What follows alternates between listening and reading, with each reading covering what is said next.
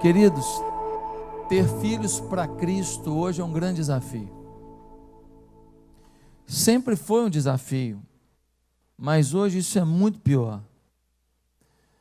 Não basta mais fazer sua parte como pai.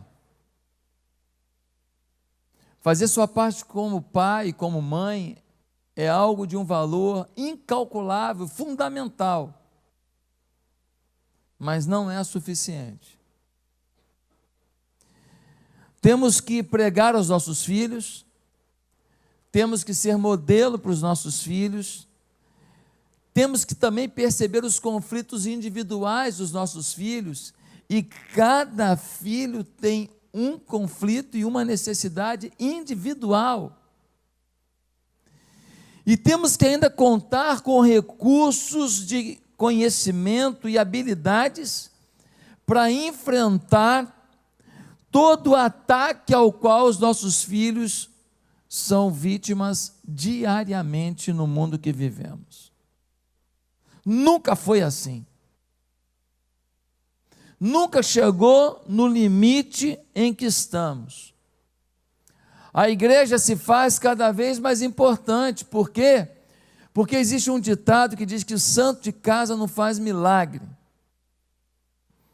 Ele não é 100% correto. Tem muita coisa que acontece em casa, com o santo da casa, com o pai, com a mãe, com a família. Mas esse ditado não é 100% incorreto.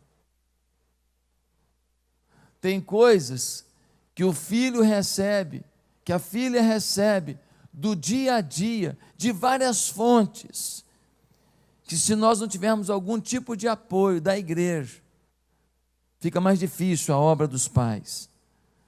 Temos um grande desafio nesses dias em fazer a próxima geração amar Jesus, mas não amar do jeito que eles estão aprendendo no mundo. Eu amo e não sigo os passos. Temos que ensinar que amar é obedecer, que amar é seguir os passos de Jesus. Tem um ditado chinês que diz assim: uma geração planta árvores, a próxima usa a sombra. O que eu tenho para dizer agora talvez seja muito triste, e talvez você até me critique e talvez não concorde, mas essa geração nós já perdemos. Eu não estou dizendo que nós não podemos fazer alguma coisa grandiosa com essa geração. Eu estou dizendo que na batalha de hoje, dessa geração, a igreja perdeu para o mundo. A maioria dos nossos jovens estão perdidos, não sabem o que fazer, buscam fontes terríveis para ter prazer, para ter alegria, e as mesmas fontes que produzem sensação de alegria, depois destroem seus caráteres, seus valores e as futuras famílias que vão construir. Se você não concorda, deixa eu te falar, você está fora da realidade. Falar de triunfalismo não ajuda em nada quando a gente está avaliando uma realidade. Falar de triunfalismo vale muito quando a gente tem fé para mudar o destino da geração que a gente está. Meus amados, nós precisamos plantar as árvores que vão trazer sombra para a próxima geração. Nesta agora, vamos fazer o nosso melhor, vamos dar o nosso melhor, vamos salvar o máximo que pudermos. Mas nós precisamos plantar árvores, ou seja, precisamos semear com inteligência, adubar com inteligência, irrigar com inteligência, para ter árvore frondosa, que produza galhos e árvores e folhagem, que possam trazer sombra para os nossos pequeninos. Como as crianças são atacadas em nossos dias, irmãos? Como? Bem, o que estamos enfrentando hoje é assustador. E eu queria te dizer que de tudo que acontece no mundo, quero te confessar isso, o que mais me amedronta, o que mais me assusta, são as influências horríveis, pecaminosas, miseráveis, perversas, corruptas que acontecem na nossa cultura em direção às nossas crianças. Queridos, acho que o que mais me aflige é perceber que as crianças estão em guerra e não têm maturidade para enfrentá-la. Anote isso aí. Se a pastora Nádia estivesse aqui, eu ia falar, anote isso aí. Ela está? Tá. Meus amados, nós temos que pensar no tema de hoje. Crianças sob ataque. O que faremos? Quais são os ataques que estão diante das crianças? Primeiro, essa cultura está dedicada a destruir as crianças. Eles planejam fazer isso. Não acontece por acaso, não foi sem querer, não foi falta de percepção, não foi, a gente não pensou direitinho, fizemos um programa educacional que a gente não analisou bem. Não, a intenção é clara, o objetivo é claro.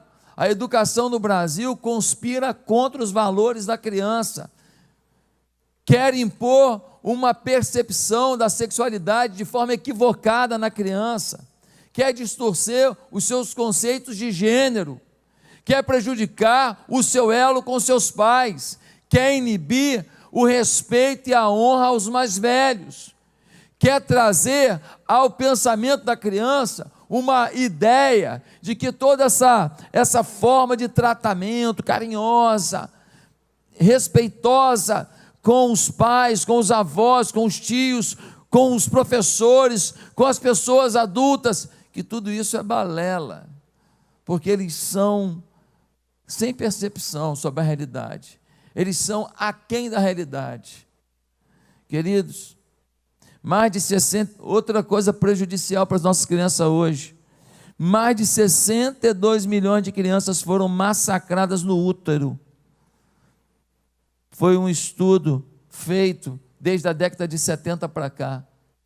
Mais de 62 milhões de crianças foram massacradas no útero. Nós temos hoje uma campanha mundial pelo aborto, uma campanha mundial pela morte do indefeso.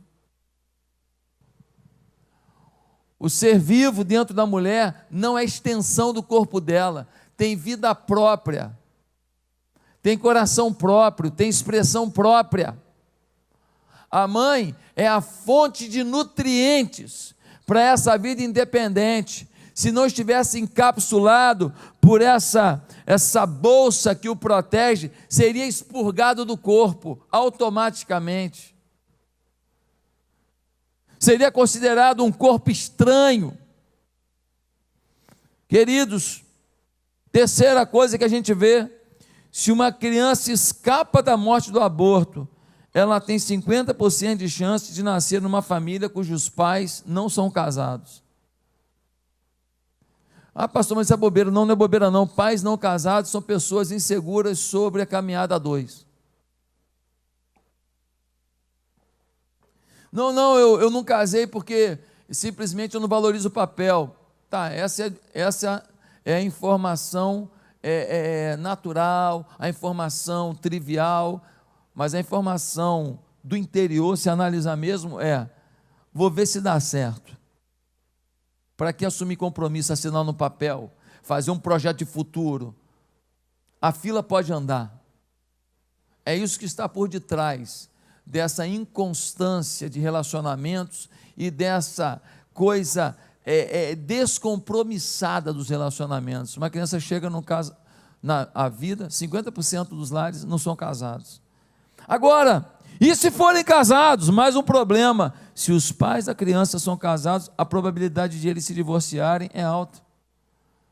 E a probabilidade de um dos cônjuges ou os dois serem infiéis é muito alta. A infidelidade tem atingido patamares assustadores, e isso tem machucado corações, ferido casamentos, terminado com relações, e quem paga a conta é a criança.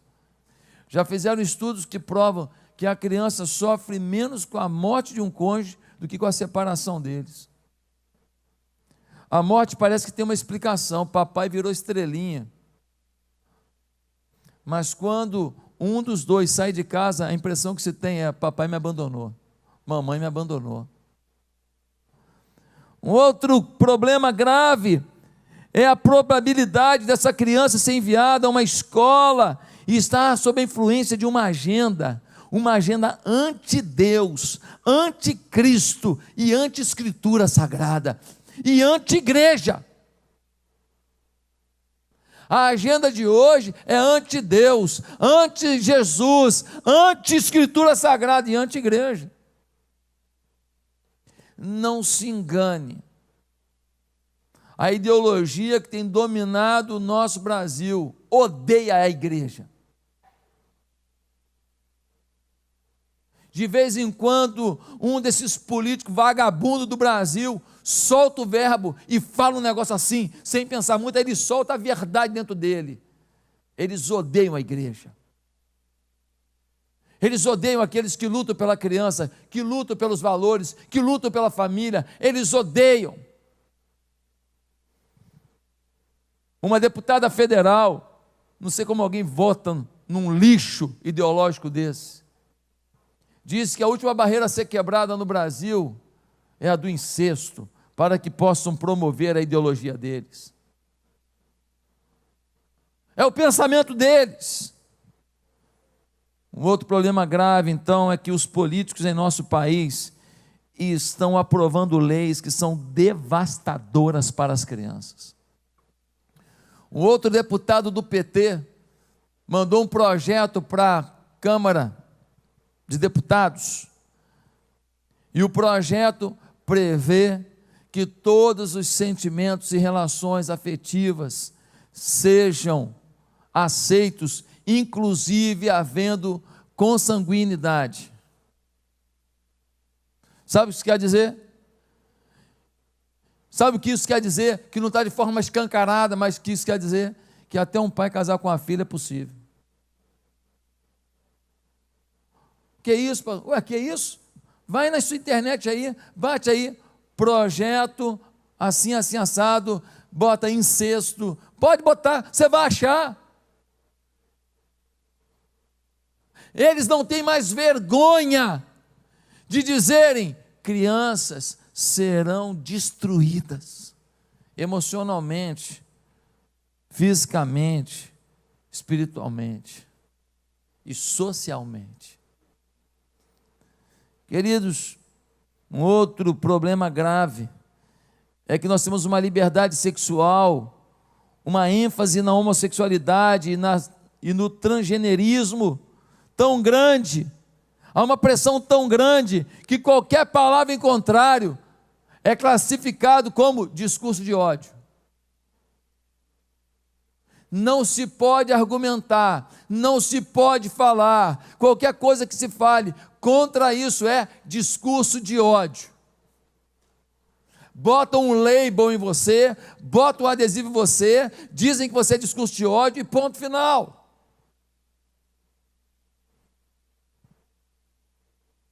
Por uma ação movida pelo PT, um ministro do Supremo Tribunal Federal, esta semana, diz que agora, no documento que os hospitais emitem para o nascimento de uma criança, não pode mais falar pai e mãe. Um homem canetando em nome de 215 milhões de brasileiros. Por acaso, algum ser vivo, algum menino, menina vem ao mundo sem um sêmen e um óvulo? Tem um pai e tem uma mãe. Não, mas não pode, para não constranger as outras possibilidades de formação de família. Um outro problema grave que as crianças estão enfrentando são as mentiras do racismo sistêmico e das questões identitárias que dominam as ideologias das universidades, que dominam também o segundo grau, o ensino médio, dominam também o ensino fundamental. e dominam inclusive algumas igrejas. Já existem igrejas em que se a gente pudesse, se eles pudessem, tirava a bandeira do Brasil, botava uma bandeira vermelha. Quem fala de família, de criança, do jeito que a gente fala aqui, é taxado de conservador, fundamentalista e tudo de ruim que você possa chamar. Queridos, outro problema para as crianças, sabe qual é? Cineastas, produtores musicais, grandes fornecedores de tecnologia e mídia social, literalmente decidiram bombardear as crianças. Se você for numa rede social, algumas delas, e você escrever certas coisas contra pessoas, contra tudo, principalmente pessoas que defendem essa ideologia, o próprio algoritmo da rede social te critica, fala, ó, você não pode falar essa palavra não, hein? Você vai falar mesmo? Ó, eu posso te expulsar da rede social se falar essa palavra. Mas tenta falar qualquer coisa ligado a essas coisas que a gente conversou aqui, e ligado à criança, você fala à vontade, não há censura. As crianças estão indefesas diante de ataques implacáveis. Elas não têm estrutura para aguentar essa pressão. A criança, ela vai assistir hoje um desenho da Disney, e na Disney tem um personagem transgênero. Qual a necessidade disso? Não para promover aceitação, para promover aceitação de quê? Ah, isso é discurso de ódio, não, ela é uma criança. Ela pode até ver um Jerry correndo atrás, um Tom correndo atrás de um Jerry, é melhor ela ver, violência, nunca bati ninguém por causa de Tom e Jerry. Nunca machuquei ninguém porque o Popeye batia no Brutus, nunca.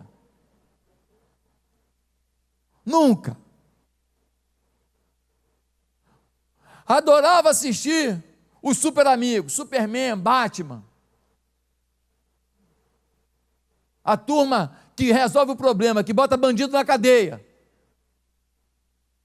que protege a velhinha, que protege a criança, que protege a família, os super-heróis.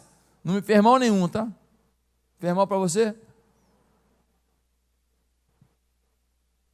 Políticos, burocratas, professores, pornógrafos, associações de classe, a OAB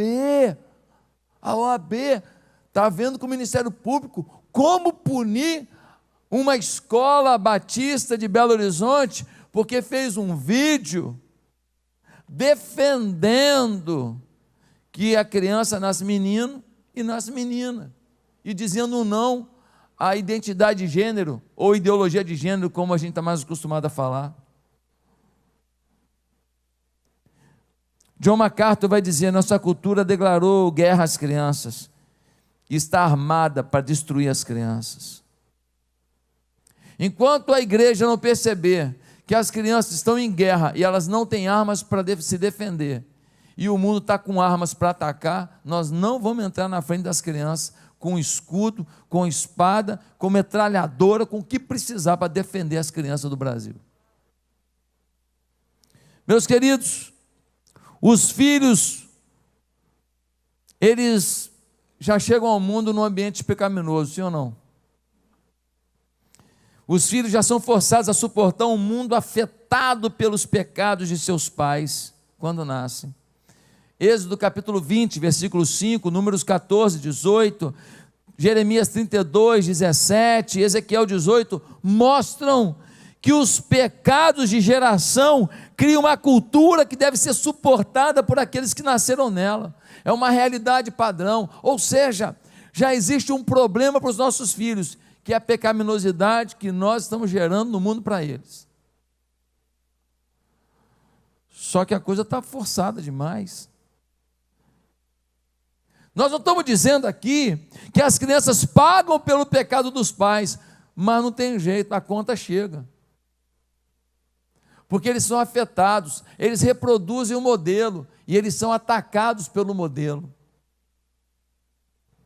Deus visita o pecado dos pais nos filhos, diz a Bíblia. Por quê? Não porque Deus está falando, ó filho, você paga a conta do pai, mas não, é porque o mundo destruído faz com que esse filho não tenha estrutura para viver a vida dele, as fases dele, a infância dele, e ele já é machucado, violentado por modelos pecaminosos, e ele começa a imitar esses modelos, e ele reproduz os mesmos erros, ou pior, os erros da sociedade que ele encontrou. Queridos, queria que você abrisse a sua Bíblia em Deuteronômio, capítulo 6, versículo 1. Porque aqui nós temos um recado muito interessante.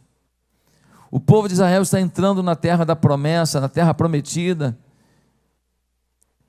E quando eles chegam diante da terra, eles recebem algumas orientações. E essas orientações são muito importantes para a gente hoje. Deuteronômio 6, versículo 1 diz assim: esta é a lei, isto é, os decretos e as ordenanças que o Senhor, o seu Deus, ordenou que eu lhes ensinasse, para que vocês os cumpram na terra para a qual estão indo, para dela tomar posse. Desse modo, vocês, seus filhos e seus netos temerão ao Senhor. Olha aqui, ó. Se vocês seguirem isso, seus filhos e seus netos temerão ao Senhor, o seu Deus, e obedecerão a todos os seus decretos e mandamentos que eu lhes ordeno todos os dias da sua vida, para que tenham vida longa. Opa, promessa, vida longa. Ou se obedeça, ó Israel, assim tudo lhe irá bem, e você será muito numeroso, numa terra onde manam leite e mel, como lhe prometeu o Senhor, o Deus dos seus antepassados. Ouça, ó Israel, o Senhor, o nosso Deus, é o único Senhor. Ame o Senhor, o seu Deus, de todo o seu coração, de toda a sua alma, de todas as suas forças. Que todas essas palavras que hoje lhe ordeno estejam em seu coração. Ensine-as com persistência. Olha isso aí. Ensine-as com persistência a seus filhos. Converse sobre elas quando estiver sentado em casa, quando estiver andando pelo caminho, quando se deitar e quando se levantar. É o tempo inteiro. Olha a ordem que foi dada lá em Deuteronômio, lá no tempo do povo entrando na terra prometida. Já estava avisando aqui, ó, se for só de vez em quando não vai dar, se for só no domingo não vai dar, se for só na classezinha da escola bíblica dominical não vai dar. O alerta já estava aqui, porque Deus já sabia da guerra contra a criança. Amarre-as como um sinal nos braços e prenda-as na testa. Escreva-as nos batentes das portas de sua casa e em seus portões. Ou seja, bota no batente da porta, bota na testa, faz o teu filho olhar para a palavra o tempo inteiro, faz ele perceber a palavra o tempo inteiro, faz ele ter curiosidade de por que você dá tanta importância assim à palavra o tempo inteiro. Os judeus colocam, os ortodoxos, no braço, botam na testa e também colocam na entrada de suas casas um trechinho da palavra de Deus até hoje. O Senhor, o seu Deus, os conduzirá à terra que jurou aos seus antepassados, Abraão, Isaque e Jacó, dar a vocês terra com grandes e boas cidades que vocês não construíram, com casas cheias de tudo que há de melhor, de coisas que vocês não produziram, com cisternas que vocês não cavaram, com vinhas e oliveiras que vocês não plantaram. Quando isso acontecer e vocês comerem e ficarem satisfeitos, olha aqui, ele fala, ó, se você ensinar seus filhos e vocês andarem nos mandamentos do Senhor, vocês vão prosperar e vocês vão ter poço que vocês não cavaram, vocês vão ter fruta que vocês não plantaram, vocês vão ter alimento que vocês não cultivaram, ou seja, vocês terão mais do que fizerem, eu vou prosperar, eu vou fazer vocês irem além. Coisa maravilhosa, né? Mas olha a palavra agora, diz assim, versículo 12: Tenham cuidado.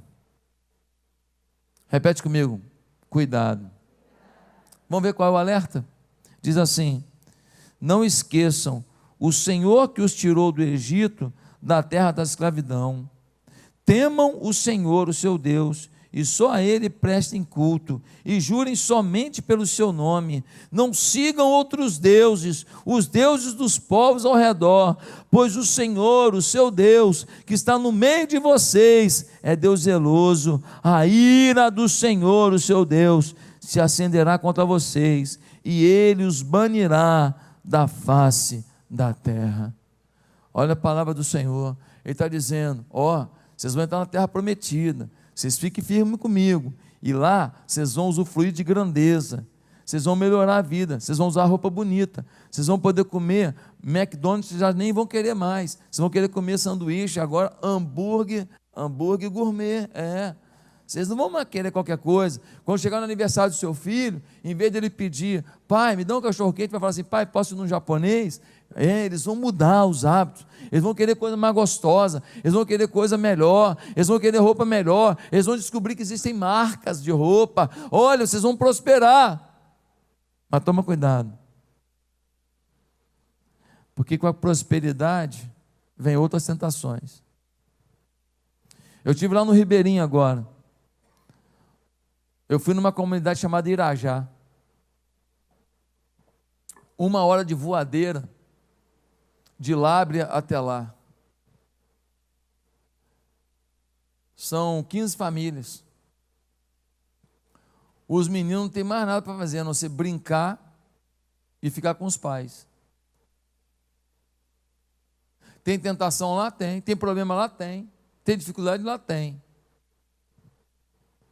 Mas os meninos não têm outro lugar para ir, não. Os meninos não saem à noite e a gente não sabe onde está, não. Eles não encontram num shopping com alguém que tem um objetivo escuso, sexual, e vai para o banheiro para sediar o filho, não. Os meninos não têm como dormir fora e dormir na casa de alguém, e você pensar na casa de gente de confiança, e de repente tem um primo lá que é maconheiro e que oferece um negócio. Não, eles estão ali o tempo inteiro, juntinho dos pais.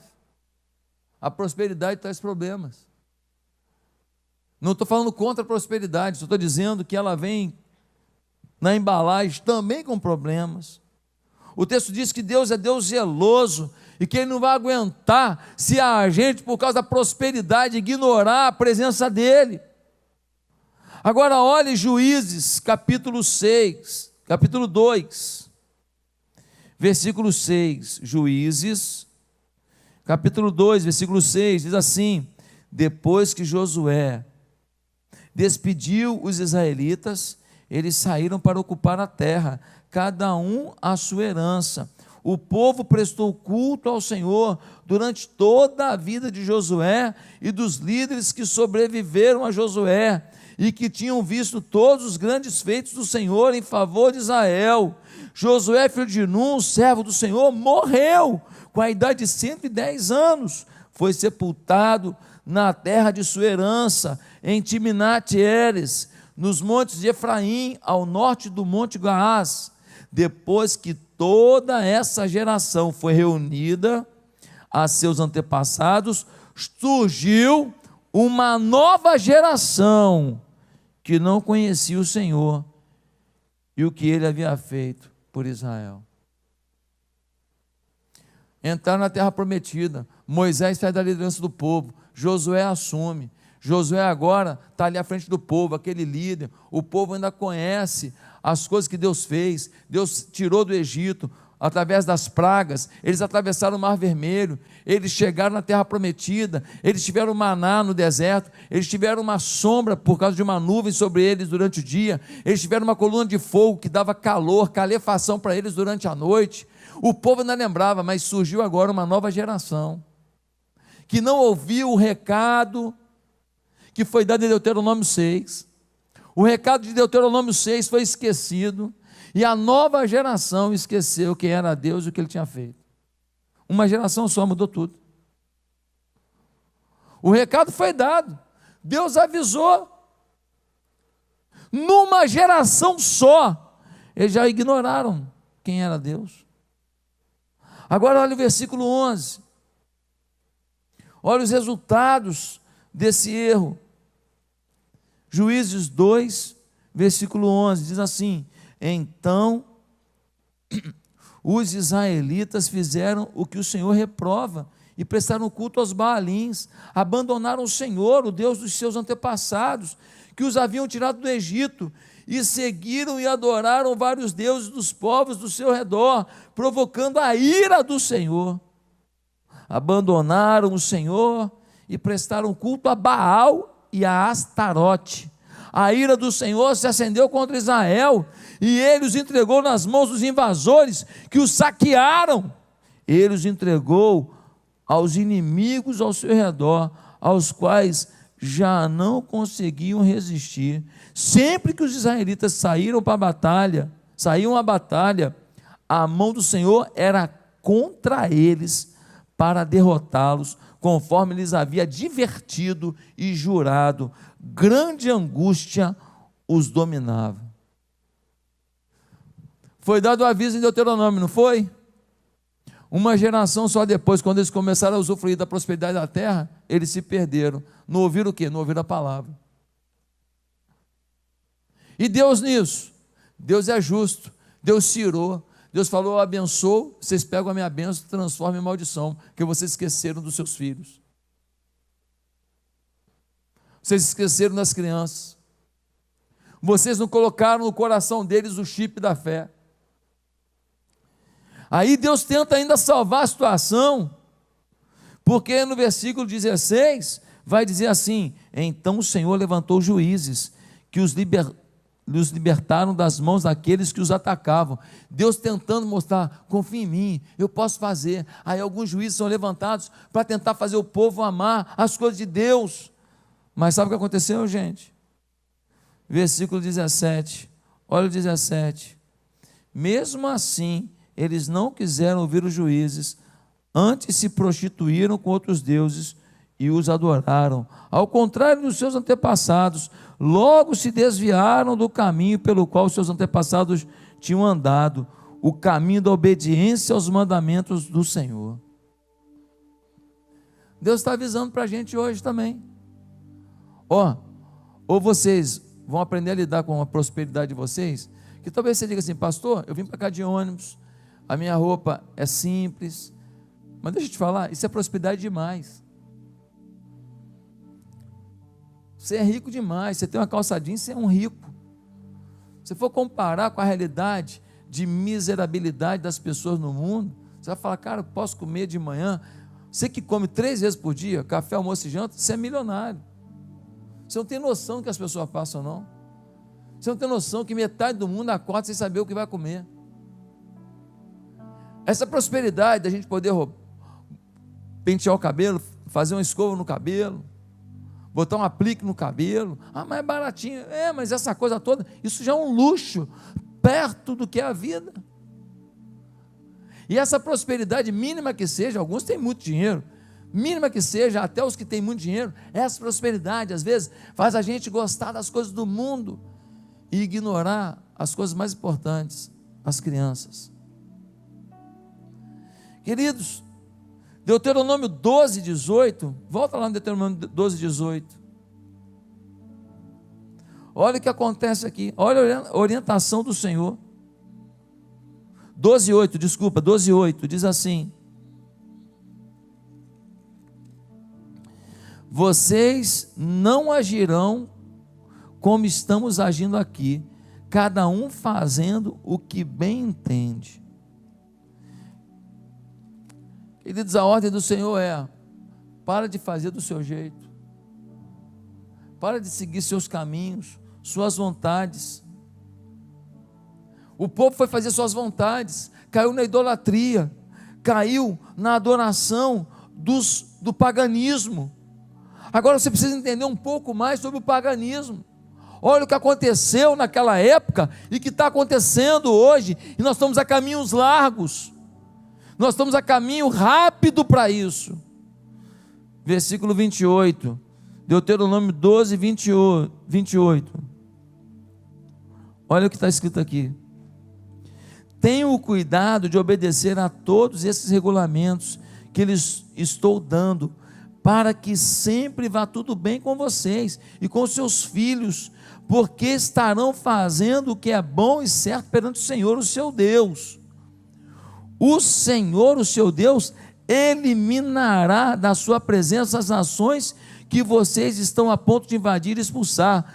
Mas quando vocês as tiverem expulsado e tiverem se estabelecido na terra delas, e depois que elas forem destruídas, tenham cuidado para não serem enganados e para não se interessarem pelos deuses delas, dizendo: como essas nações servem aos seus deuses, faremos o mesmo. Não adorem o Senhor, o seu Deus, de maneira como fazem essas nações, porque ao adorarem os seus deuses, elas fazem todo tipo de coisas repugnantes, que o Senhor odeia, como queimar seus filhos e filhas no fogo, em sacrifícios aos seus deuses. Meu Deus,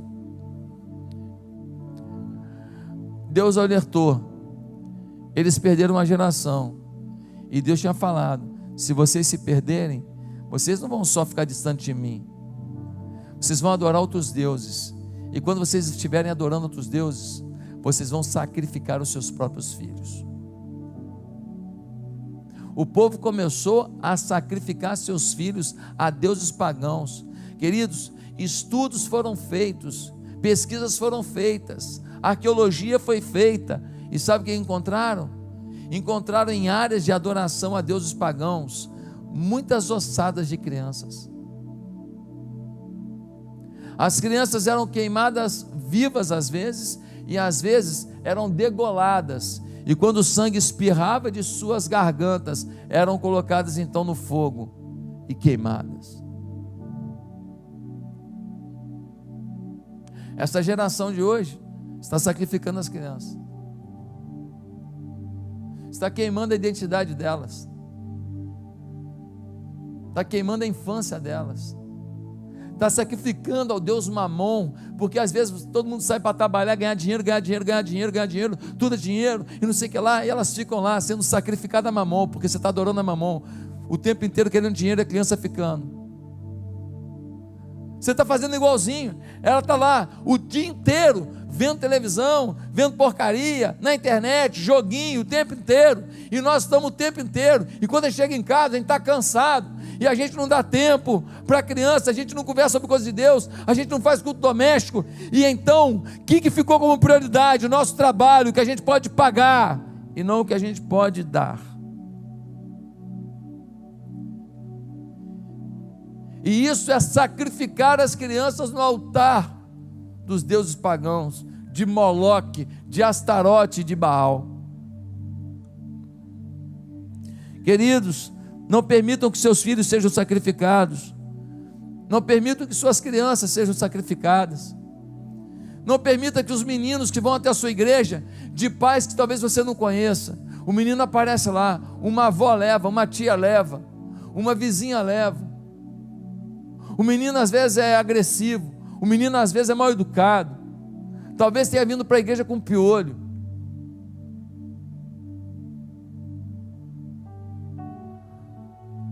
Mas talvez seja a última chance daquela criança não ser sacrificada a Moloque, ou a Mamon, ou a Baal, deuses desse mundo de desejo, de carnalidade, de homossexualidade, de transgeneridade e de tantas outras coisas que têm confundido a cabeça das crianças. Elas não têm maturidade para lidar com isso, e elas estão esquecendo quem são e assumindo uma identidade dos deuses pagãos.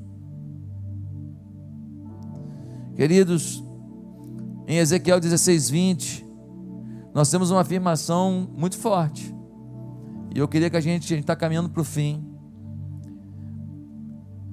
Ezequiel 16:20. Eu quero que você pense muito no que eu vou te ler agora. E você ainda pegou os seus filhos e filhas que havia gerado para mim e os sacrificou como comida para os ídolos. a sua prostituição não foi suficiente? O povo se afastou, perdeu uma geração.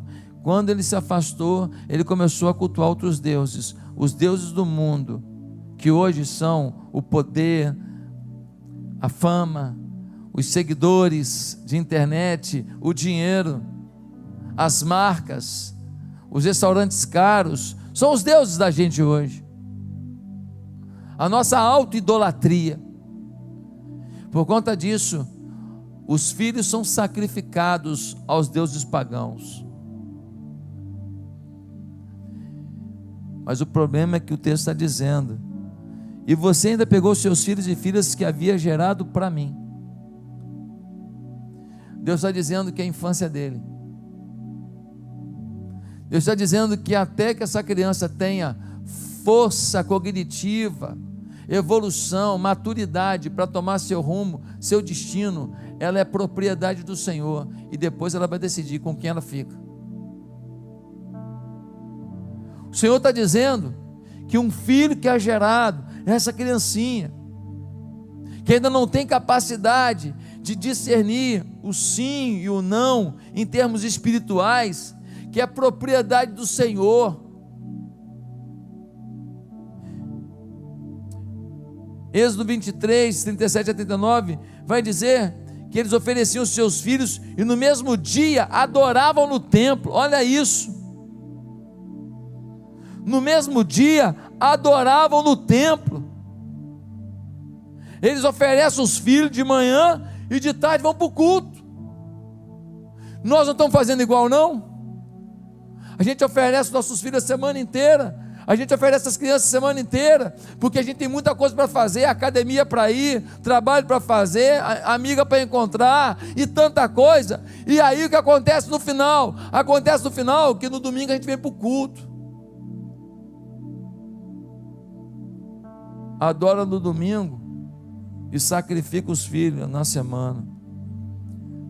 2014, na África, descobriram que uma organização de planejamento de paternidade estava pegando crianças abortadas e vendendo os órgãos.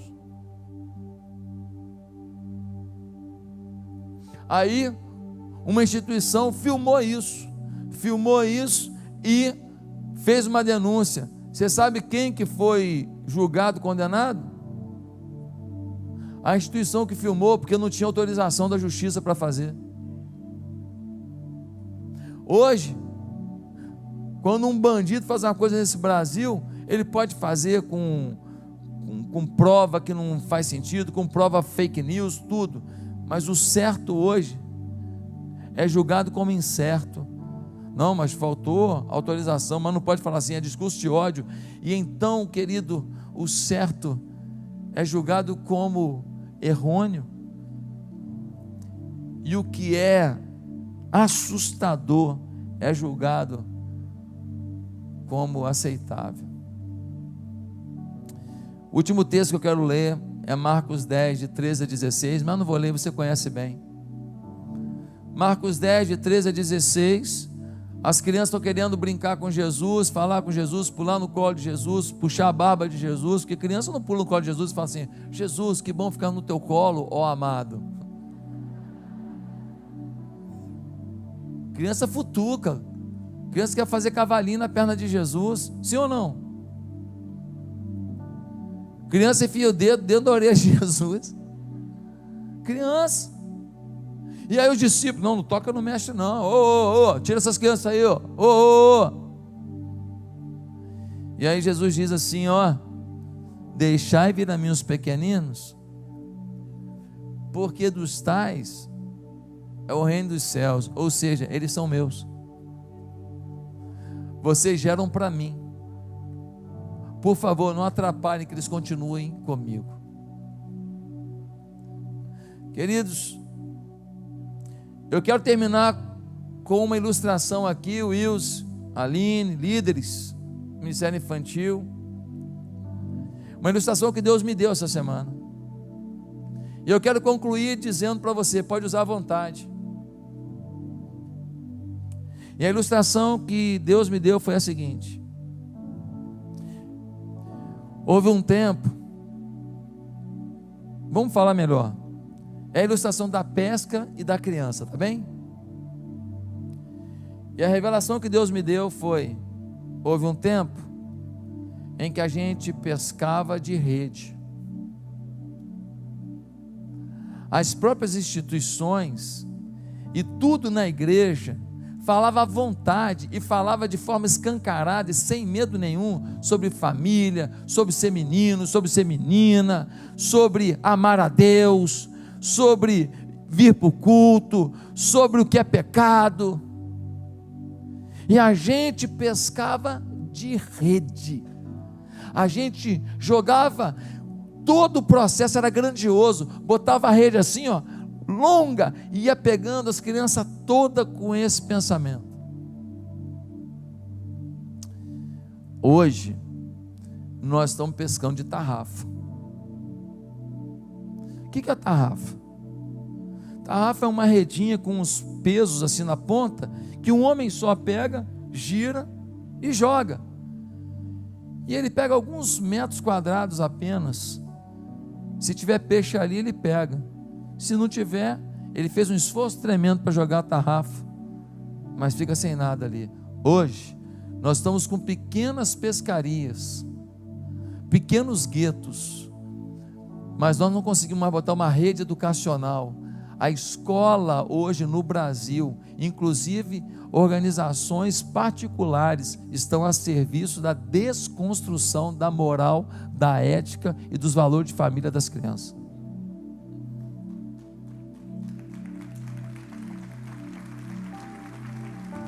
Mas tem a última parte da minha ilustração. Nós já estamos caminhando a passos largos. Se a gente não tiver coragem de não se posicionar, nós estamos caminhando a passos largos para ter que pescar de anzol. Está chegando um tempo que a gente não vai poder falar nem dentro das igrejas as coisas. Uma escola evangélica, nem dentro da escola. Não vai poder usar tarrafa não. Vai ter que ser no individual ali, correndo o risco de denúncia. Olha, discurso de ódio. Se nós não acordarmos, ao invés de voltar para a rede, nós vamos cair no anzol. Está chegando um tempo em que vão querer colocar mordaça na igreja, e aí nós vamos saber quem é crente. Aí nós vamos saber quem vai abrir mão do seu apartamento, do seu carro bonitinho, do seu restaurantezinho japonês, por amor a Jesus. Está chegando um tempo que, para falar a verdade para o teu filho, se ele contar na escola que você falou, a escola vai te denunciar, porque é isso que acontece em muitos países já. Queridos, o Burger King fez um vídeo ridículo, nunca mais me vê lá.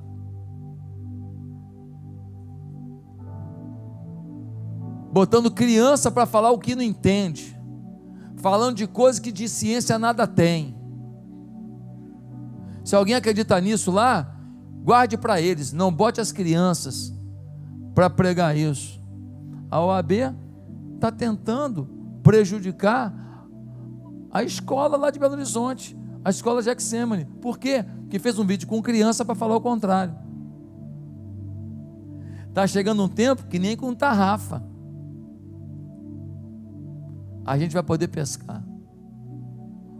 Ou a gente faz uma revolução no Brasil, a gente vai para a rua, a gente mete a boca no trombone, a gente usa nossas redes sociais, a gente começa a impactar a escola, a gente vai para a escola e peita a escola, a gente entra com processo contra a escola, a gente vai usar as mesmas armas que todos nós temos como cidadão, ou então a gente perde as crianças. Processa a escola, judicializa a coisa, vai para a briga.